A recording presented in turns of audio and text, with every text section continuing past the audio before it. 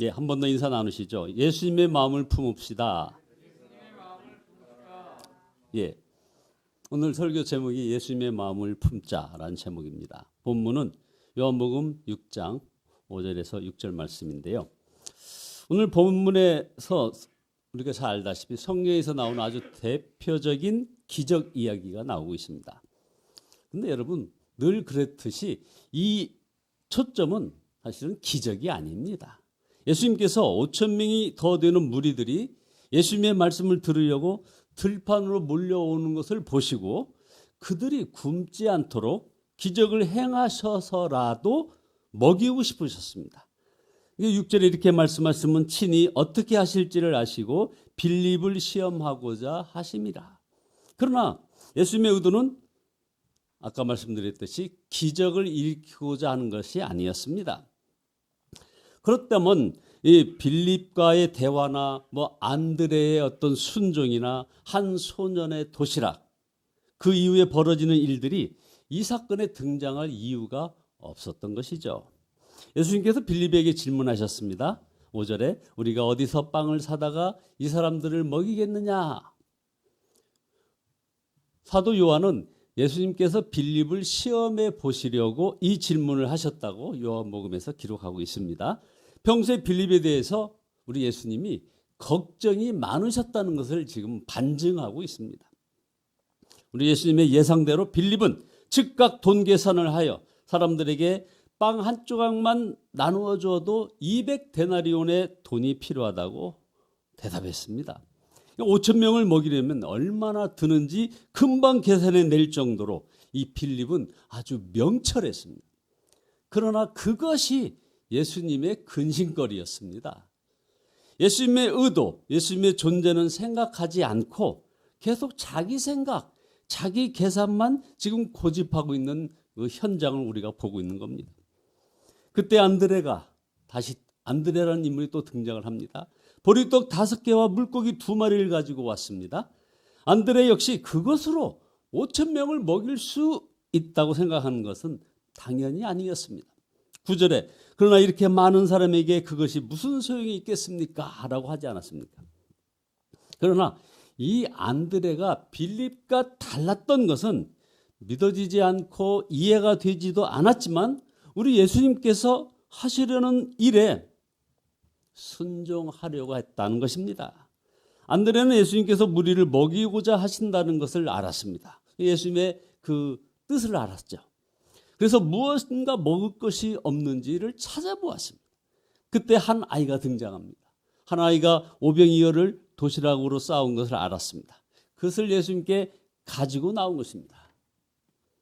여기에는 어떤 계산도 논리도 없었습니다. 오직 예수님의 마음을 품고 한 걸음이라도 순종하려는 그런 마음뿐이었다는 것입니다.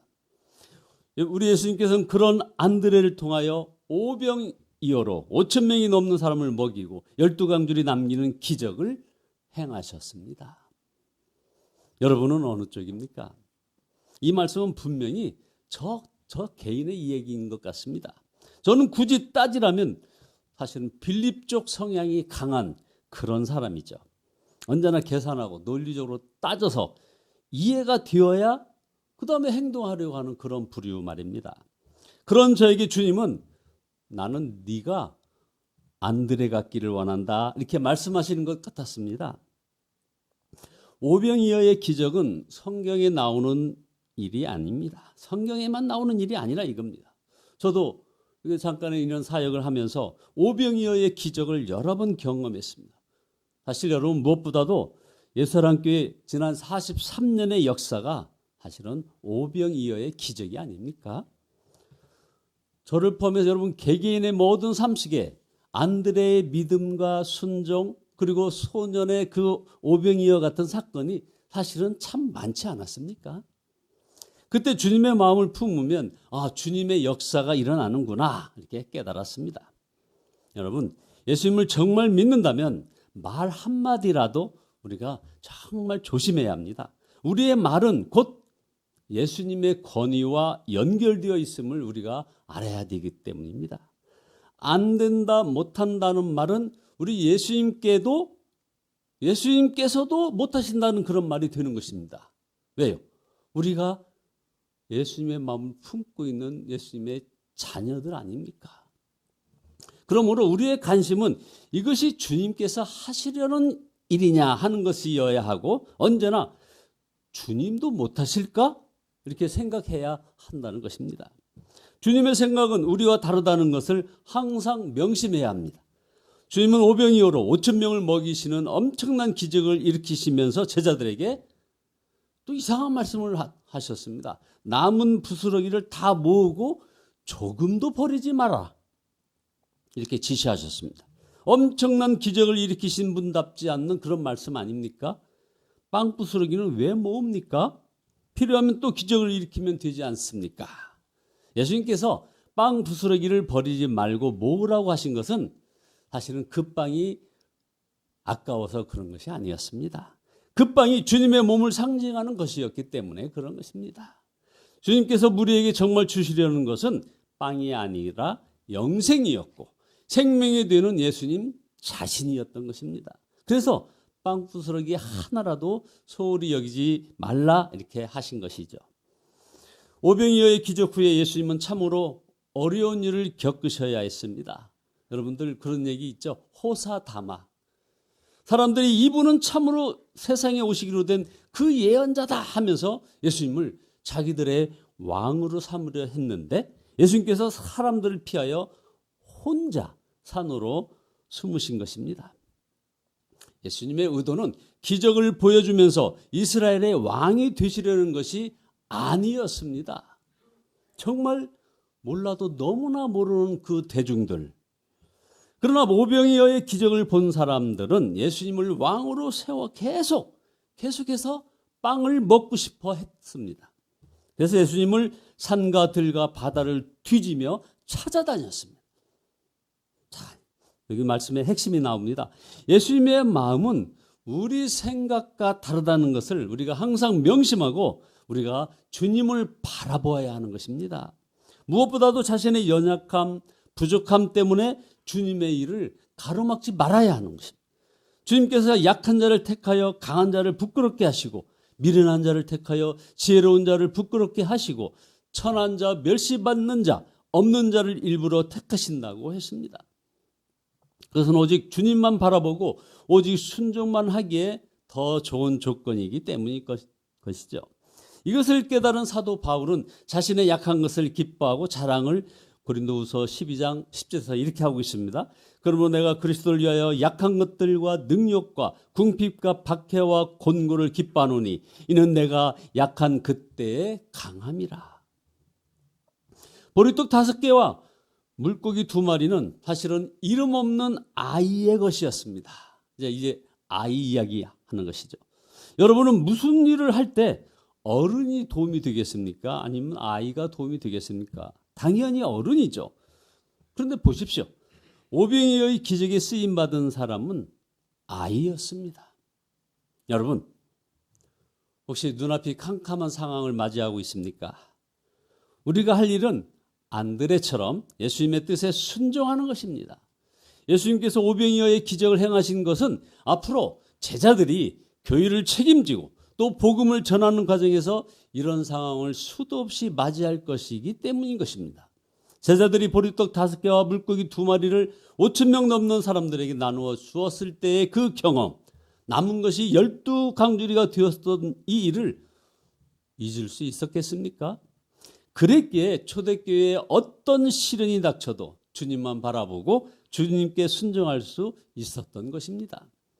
성경을 보면 이스라엘 백성들이 가나안 땅에 들어갈 때 가나안 사람들에게 공포의 대상이 되었다고 얘기하고 있습니다. 그런데요, 사실 이스라엘 백성들은 난민 집단이었고 40년 동안 광야를 떠들던 무리였는데 가나안 사람들이 두려워할 이유가 무엇이겠습니까? 이스라엘 백성들이 40년 동안 불기둥과 구름기둥으로 인도함을 받았고 매일 하나님이 주시는 그 만나를 먹고 살았습니다. 이 말은 뭡니까? 항상 하나님만 바라보는 일에 훈련된 사람들이었다는 말입니다. 하나님만 바라보는 일에 훈련된 300만 명. 여러분, 그 카리스마에 가나안 이방 족속들이 그만 눌렸던 것입니다.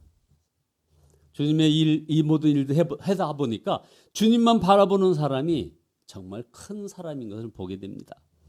유명한 존 웨슬리는 죄 외에는 아무것도 두려워하지 않고 오직 하나님만을 갈망하는 100명의 설교자를 주십시오. 지옥의 문을 흔들겠습니다. 라고 말을 했습니다. 성도 여러분, 주님을 바라보고 사는 것을 결코 작은 일이라고 생각하지 말아야 합니다. 항상 주님을 바라보고 사는 사람이야말로 정말 능력의 사람인 것입니다.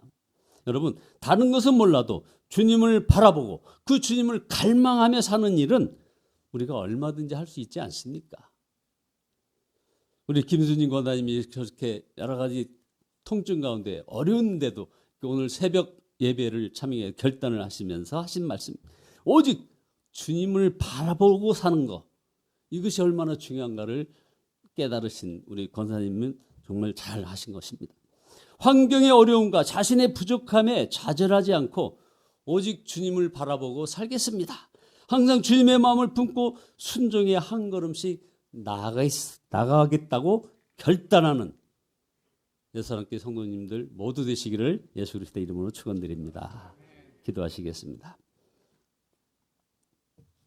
아버지 하나님, 우리들의 이 믿음 없음을 다시 한번 고백합니다. 주여 용서하여 주시옵소서. 우리들의 마음속에는 항상 주님의 마음을 품지 못했고 아버지 하나님의 순종의 한 걸음도 떼지 못했던 주저하는 그런 믿음 없음 다시 한번 주 앞에 고백합니다. 아버지 용서하여 주시고 오직 죄 외에는 아무것도 두려워하지 않고 하나님만 갈망하며 나아가는 그런 믿음의 용사들 되어지게 인도하여 주시옵소서. 그래서 주님을 바라보고 사는 일, 아버지 하나님이여 모든 환경의 어려움이나 자신의 부족함에 좌절하지 않고 오직 주님만을 바라보고 살겠다고 하는 고백이 날마다의 삶 속에서 있어지게 축복하여 주시옵소서. 모든 연약한 지체들의 아버지 하나님이여 외치는 그 모든 외침이 오직 주님만을 갈망하는 외침으로 되어지게 인도하여 주시옵소서. 그리하여 주님을 찬양하는 아름다운 소리가, 아름다운 간증의 소리가 되어서 아름다운 주님의 그 향기가 되어서 저희들의 삶을 지배할 수 있도록 축복하여 주시옵소서. 예수 그리스도의 이름으로 기도드리옵나이다. 아멘. 네, 찬송가 주님의 마음을 본받는 자 같이 부르시겠습니다. 455장입니다.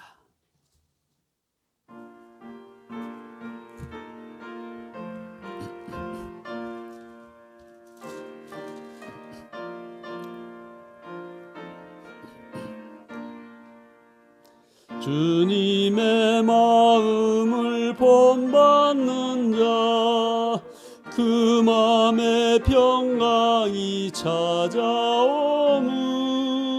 험악한 세상을 이길 힘이 하늘로부터 임함이로다. 주님의 마음 본받아 살면서 그